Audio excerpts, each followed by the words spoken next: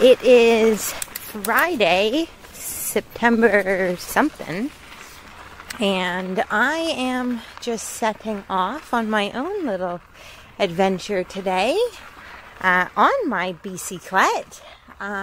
We are at Hiawatha, and I am on, I think it's like a snowmobile route, kind of heading up towards this Farmer Lake, which is where I had this gosh awful accident. And this is actually part of the trail that we came out on, and you know what, I was grateful for it at the time, but it's a little bit weird to be traveling back in on it, but hey, at least I am, and I'm back on my bike, not in the fun trails, but this is certainly better than nothing, and I'm in my favorite place in nature and on the hunt for mushrooms. So I'm really hoping to find some porcinis today. I've never hunted for them or found them, but that's one of the things I'm looking out for. So let's see what we see. So today we're in Sault St Marie, as we alluded to. For you will be last week's podcast, because we're probably going to split them over a few weeks. But yeah, so today was Sault St Marie, and I decided last night I was going to tackle the Farmer Lake Trail because I felt like it was time to do it, and if I couldn't do it with Jessica, then I decided I was going to do it on my own, which is unfinished business. Jamie took matters into his own hands today. So we feel for us this trail is slightly out to get us. Yeah, so the first time we did it, one of Jessica's relations, her brother-in-law, was quite ill actually, or seemed to be. He wasn't feeling well that day. So we knocked it on the head halfway out towards Farmer Lake. The second time we tried it, Jessica snapped her Achilles. And today, right out of the gate, the start is like they call them squirrel catchers. It's basically a hard start to make sure that, you know, you're capable of riding the trail. Really? Yeah. Squirrel catchers? Yeah, so they make the start in theory as hard as the hardest feature on the trail. Well, that's actually quite clever. I did not know this. Yeah, so where did you learn this term? Squirrel catcher? It's something you learn when you build trails, like. Oh, so you've known this all along. It wasn't some like slick Sioux-ite term that you just picked up. It's probably from either California or British Columbia. Oh. It's not. Yeah, definitely not a Sioux term. This all puts things into perspective for everyone. How little Jessica knows about mountain biking. So there's the cat's out of the bag and the squirrels are out of the catchers. Yeah. So there's a boulder on top of a hill and then another boulder, and it's got polished already, and I'm not going to get into criticising the trail building, but so I think the way to tackle this, if you come and do Farmer Lake, and when you get there and you look at the start, the proper start, so you'll get on an easy trail and you'll think, oh, this is easy, I don't know what all the fuss is about. You cross a wide trail, which is a skidoo trail, and then it's a sharp, steep uphill. Now, we've both ridden this twice before and never had a problem, this particular feature. For some reason today, I thought, oh, I'll get a run up at this, but I didn't, or I wasn't in the right gear or something. So I got to the top of the rock and toppled off sideways. And I managed to pop my saddle off of the frame, which I've never done, which I had to go back to the car to fix. Completely, the whole seat came off, just the prongs were... It's just bizarre, and I ended up standing on the saddle to get it straight again, thinking, well, that's never going to be alright, but actually it's more comfortable than it was before, so I'm probably going to have to do that to all my saddles. I destroyed my my computer, my Bolt computer, my Wahoo, smashed the screen completely to smithereens. And I then we're now back at in-laws, but before tomorrow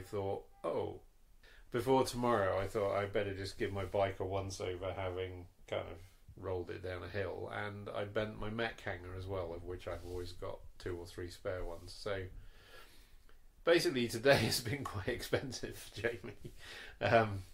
Potentially is a new saddle, new computer, although I think the saddle will do another year probably. The computer, I'm going to contact Wahoo and see if they'll do a screen replacement. And the mech hanger, I had them anyway, so I did think it's been a while since I busted one actually. So anyway, so that was that. Oh dear. The trail though, there is actually a short, or will be a short video on our YouTube channel for this, but the trail, in my opinion, is interesting. So the feature that caught me out today, and the first half a kilometre, including the rock roll that nailed Jessica last time we were here, once you get past those few things, then it's a fairly mellow black trail, I would say. Like, there's some tight berms and it requires a bit of concentration, but the actual trail itself is not particularly difficult, I would say, once you've nailed those few features. And as I will always say, if you live here and you've ridden it 10 times, it's probably a piece of cake, because you just learn how to deal with the bits that are a challenge. So this infamous trail that, you know, people say it's my favourite, I prefer the crystal trails, I think, personally. It's varied. Difficult enough, some of it, steep ups and downs, but this, considering it's been mechanically cut, this trail, some of the berms and the turns are pretty tight, and I did think, and I'll explain in a minute, but I did think, and I said this on the YouTube video, I felt the uphills going from Hiawatha to Crystal Lake. I felt the uphills were... Crystal Lake or Farmer Lake? Sorry, Farmer Lake, correction. I figured that the uphills I didn't get the payback that you normally get. And if you listen to some of these things, you can agree or disagree, but some of these trail systems, when they're built, I wouldn't say they're not built by riders, and I know they're built based on the terrain, but sometimes the uphills just seem ever so long and twisty, tight corners, and then that's all fine if you get to the top, and then you've got like a cool sweet descent. But I didn't feel that, and I do wonder if coming back the other way, which will be the next thing I'll try and do, riding it backwards might be better. However, they built a new trail called Swamp Donkey, which is a blue with rollers and berms and jumps, and actually all of the pain of the Farmer Lake Trail is worth it for the Swamp Donkey Trail, I would say. Whether I might be tempted to ride to Swamp Donkey back the other way and just ride that and miss out Farmer Lake, I don't know, but I mean, I feel I'll do Farmer Lake at least once every time I visit now. But I actually was just thinking, you know, I guess everybody has different preferences in just trying to keep an open mind here, and I understand, you know, your review is that for all of the uphill on the Farmer Lake Trail, there's not enough of the reward on a down afterwards. And that's a very fair point of view and opinion. I just wondered if, for me, I actually don't always super love downhills. I don't fancy the super long downs like you do. So, you know, one day I will get to completing this trail, but I did just wonder, I just made me think for a minute that I quite like going up. So maybe, you know, this trail is just more suited and super enjoyable for people who really like that uphill technical challenge. and it's not as much about the downhill. It doesn't claim to be anything other than what it is. I mean, it's a cross-country trail. It's a true cross-country trail, and personally, I like the uphills that I can ride up easily and the downhills that are incredibly difficult, technical and complicated. Right. And that just goes back to my preference of riding, which is riding up a fire road and riding down difficult trails. So on one thing I would say about Ontario, there's a big variation here, but it's they tend to make the uphills complicated to make up for the lack of elevation, I think. Whereas if you go somewhere like Quebec, where there's big, long downhills, generally the uphills tend to be a little bit more, not boring, but just they zigzag up the side of the hill. They're pretty straightforward. You're right. Then you get to the top, and then all of the like high bank berms and tight corners, drops and everything are all on the way down. And that's not to say that you shouldn't learn to ride step ups and you wouldn't get a thrill out of it. I guess for me, this Farmer Lake Trail in my head, because of where it is, because it's the highest part of that Hiawatha hill, and I mean, I haven't looked at how much I climb, but you do climb a lot. It's like, yeah. I guess I'm just trying to pull at some straws here, or like other points of views, because, and again, I can't speak properly to this because I haven't completed the entire trail. I've only done maybe about half of it. But I'm just still, like you said, everybody raves about this trail, and I'm not at all trying to diss it, but I'm just trying to find the big appeal. I'm saying this very poorly. No, you're not. It's a nice view. It's a machine cut trail. It's interesting to ride. They've all, if you live here, you'll have been riding the same thing again and again and again. But I just personally, that Farmer Lake Trail seemed like a lot of up with a little bit of down. However, you come to the end of it and then you ride up this kind of like weird muddy track, which is a bit strange because I mean, to be fair, they're still building it. I'm not knocking it, but there's a trail you ride up where you think, well, where am I going now then? Because this is like a farm track. And then you get onto something called Swamp Donkey, which is, I would say, as blues go, if you're going to ride it thinking it's a blue, just make sure your brakes work, because there are a few drops and rolls.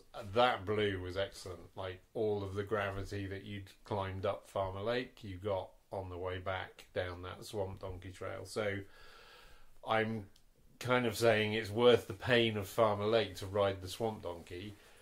But part of my surprise, I suppose, is when we first rode it the last time, or didn't finish it, that Swamp Donkey Trail didn't exist. They were just riding Farmer Lake out and back, and that's why I was a bit like, well, where's the... And you're right, then maybe you do need to give it a whirl going backwards, and you might have a different experience, but any way you slice it, I'm just dying to see the rest of the trail here. I will remain with unfinished business here, and probably for another season. They've also built a few more trails in there as well. They've built a couple of expert lines. I think Once Bitten, Twice Shy and Crazy Train are a couple that I saw off to the right. I didn't do them today. I would normally have done them, but after my kind of spill, I was fine. But I just thought, you know what, I'm not taking any more major risks today. Plus, if I'm honest, I puffed like hell going up that first hill like I did last time, and I was like, do I really want to lose all my height again and like have to ride back up? So I may have just thought, you know what, enough's enough today. So yeah, fair enough. Well, we got a few more days to go here too, so you know, it's not like you're just out for one ride. We're on a vacation, and be careful, be safe, be smart, and pace yourself so that you can make the most of enjoying every day to the fullest. So on the Farmer Lake Trail, just to finish my kind of comment on this, you ride the Farmer Lake Trail, you come to a junction, and the green trail is called Pigpen, and that's the one that goes up to Swamp Donkey. there is a sharp right, which, if you want to go and look at the lake, is the one to take, because you don't get any more chances. Like, you can see the lake in the distance, but if you actually want to go and hang out by the water, you have to take that right before you get on Pigpen, and you'll know you're on Pigpen because it's a big, wide, swampy, kind of green, muddy, lumpy, muddy muddy trail. You follow that one, and then you pick up on. Well, then there's a connector trail which you can just hop on to go back if you want to. But if you don't do that, you then get on Swamp Donkey, which is excellent, I think. Probably one of the best trails I've ridden for a long time. Well built, big berms.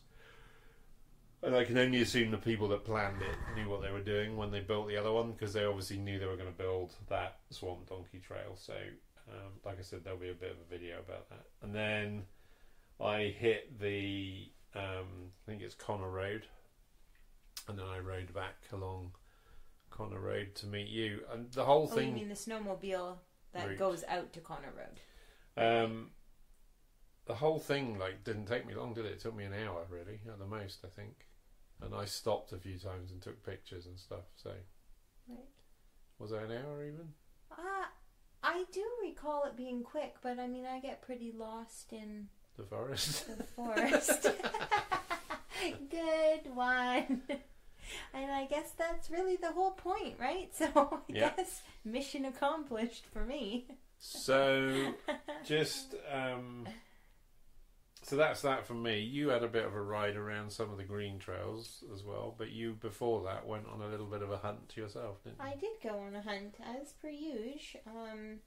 So I pretty much just stayed on the snowmobile trail that Jamie has mentioned, and I did not even make it nearly as far as I told him that I would to meet him when he came out of the whole Farmer Lake and Swamp Donkey adventure. Not even close, because I was looking for mushrooms. And just when I thought, oh geez, I better stop looking for a minute and at least ride on a little ways to go be where I said I'm going to be to meet my Jamie darling, I looked up and there he was, and I thought, uh-oh, I didn't do it. Oh, I swear, the looking for mushrooms is very addictive. You think, just one more look.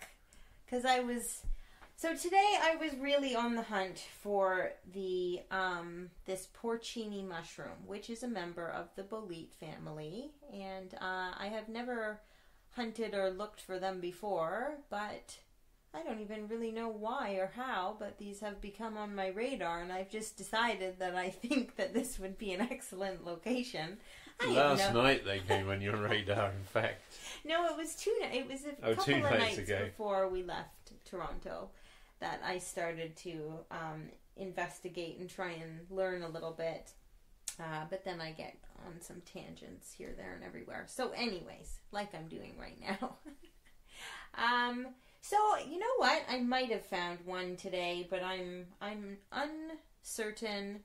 I could probably try and do a spore print on that sucker tonight, but it was so one of the things that I'm looking for, one of the key identifying features about this Porcini mushroom, I do believe, is that it has no scabers on the stem or stipe, and it has a sort of web-like pattern. It's all white or cream-colored and has this like web or net-like pattern.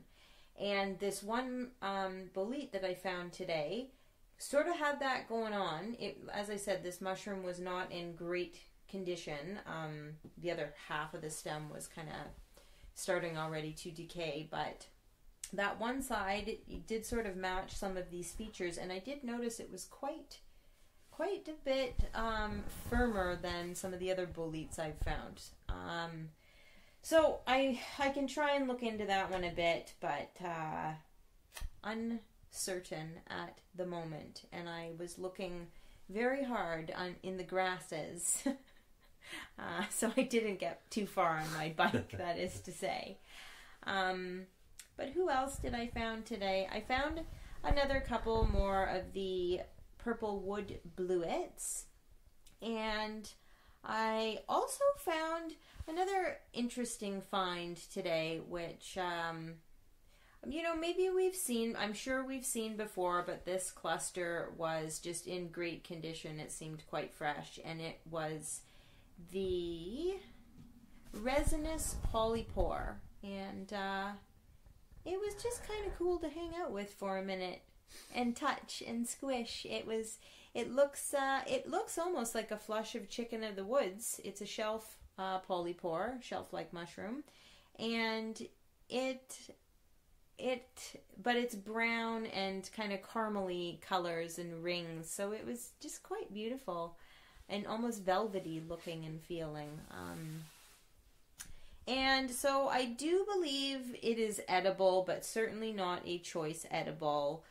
It's probably quite tough. However, I was reading that it does make a good stock or broth, and there was quite a few medicinal factors about this mushroom that I thought, well, if nothing else, it's certainly good for you. So I did collect a couple, and we might make a broth and try that out and get some health benefits while we're at it. Immunomodulation and anti-cancer, if I said that properly. And a few of these mushrooms are anti-cancer, aren't they? The chicken of the woods one that says that about that one as well. Anyway, just a side. And then there's the lion's mane too. I mean, I think it's a little bit more brain, but yeah. I'm sure there's some anti-cancer in there too. And then another, as I had a wonderful sit on this mossy rock on this skidoo trail. In fact, I sat there probably longer than I should have. But I did notice some little mushrooms poking out. And I might have even been sitting in some bear poop. I'm not sure. But there was some on your tire, so probably. Well, I was just having a little rest, I guess. But I was having a good little think and remembering, actually, I was thinking back to when I was a kid and I had this birthday party in maybe grade 2 or 3. And there's another place in Sault Ste Marie called Grocap. And I was so interested in rocks at the time. And I thought, what's a person that studies rocks? Archaeologist. Archaeologist. I thought I was like... Geologist. Geologist? Some ologist. Rocks are geology, I think. Archaeology is human things of the past, I believe. So geology. So in grade 2, I thought I was some little geological wizard, and I just was so interested in it, and that's what I wanted to do for my birthday party, was make everybody come out and look at rocks with me at Grocap. And I had this relates because I very much today felt like that little kid in grade 2, as I'm on this hunt for not rocks, but now mushrooms, and thinking that I know all these things, and I really don't have a clue. But, there was just something about those few moments today where I got kind of transported back to being a kid, and just kind of like I was pretending in a way. But yet it was so fun and so interesting to me, and just all really out of nothing, just being by myself in nature. And I also got a real kick out of it. So, getting back... So geologists are scientists who study the planet's solid features like soil, rocks and minerals. Yeah, minerals. So, petrology is the study of rocks, but I think it was geology I was thinking of. Yeah, and it was particularly those mineral ones that I thought I was, going to find. I think I even had magnifying glasses and such. Excellent. Well, I should ask my mom about that one later, because I think she had to transport a bunch of kids in the back of a Toyota 4Runner with probably the seats down and no seat belts at the time. And hats. Such a little detective. Well, fast forward how many years later, and I still think I am. So, while I was sat on this rock, I actually did identify another mushroom.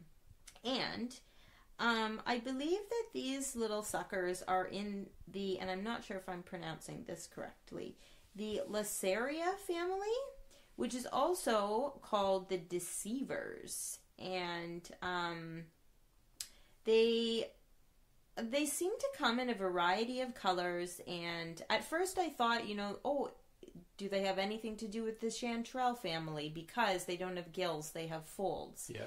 And they're just quite cool looking and a nice little size. And I do believe that they are edible. I did actually just finish cooking a couple of tiny little caps that I collected earlier, but I haven't tasted them yet. But point being is, even if these mushrooms do not taste awesome, I just think that they could be a great size and texture for pickling. Oh, excellent. So, I'm halfway there to maybe discovering something cool, or maybe not. Well, Let's just let me think I am. that's how it goes. Sometimes it is, sometimes it isn't. And sometimes it surprises. You made some more broth, didn't you, with the pineapple weed? Oh yes, and I did, while Jamie was repairing his bike, I thought I would just do something productive and fun and collect some pineapple weed, as there was some in the parking lot.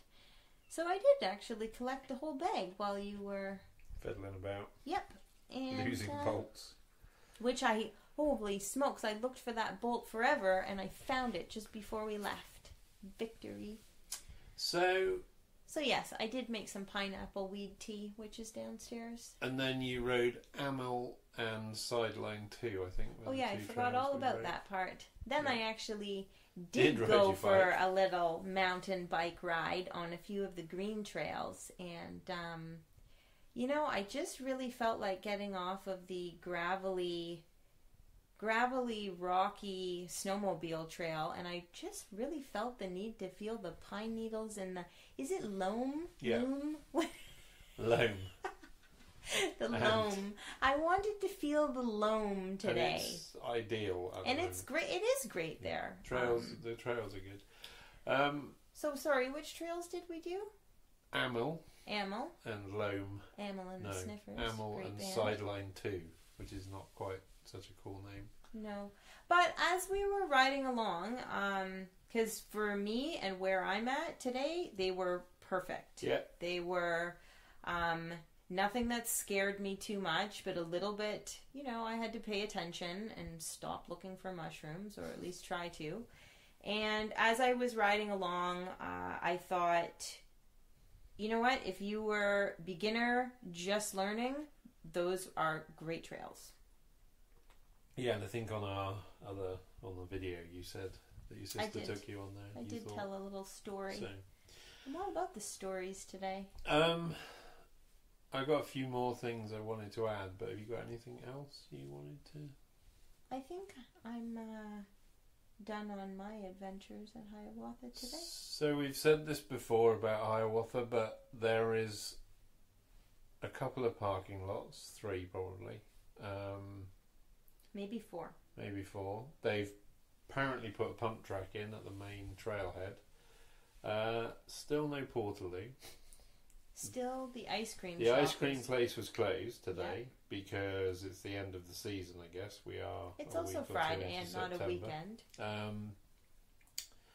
So that was that. And then, again, slightly controversial, but I ride a DV8 Highlander and I tried to get it into Belarusian to be serviced last year and couldn't get it in to be serviced because there was a mountain bike event on and all of their mechanics were busy. So Fair enough. fair enough.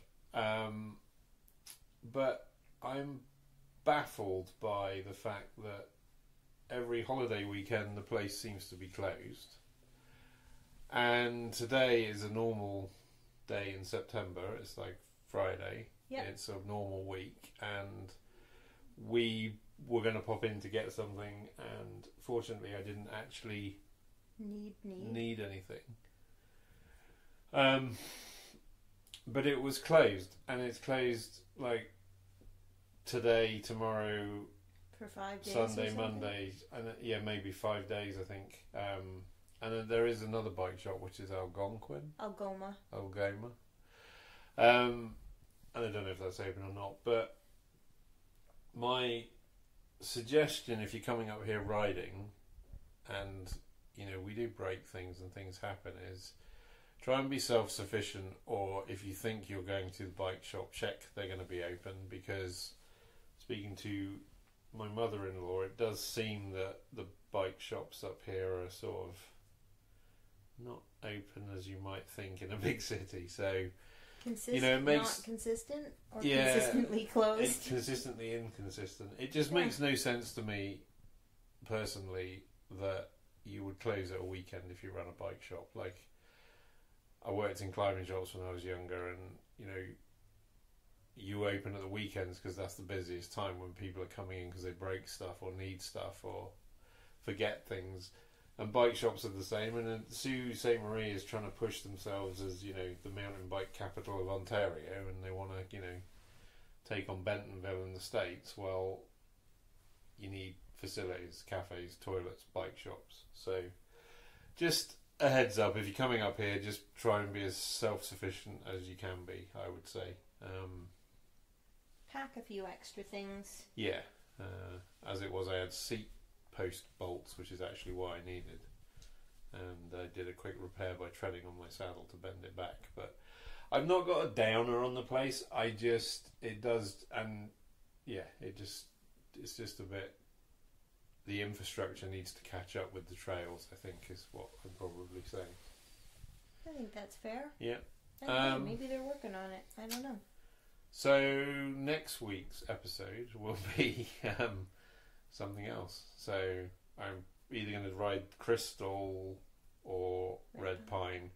There's some downhill trails that I might go to, but if the weather's bad, which is forecasting it's going to be, I might give that a miss, but we'll see how we go. So we'll see.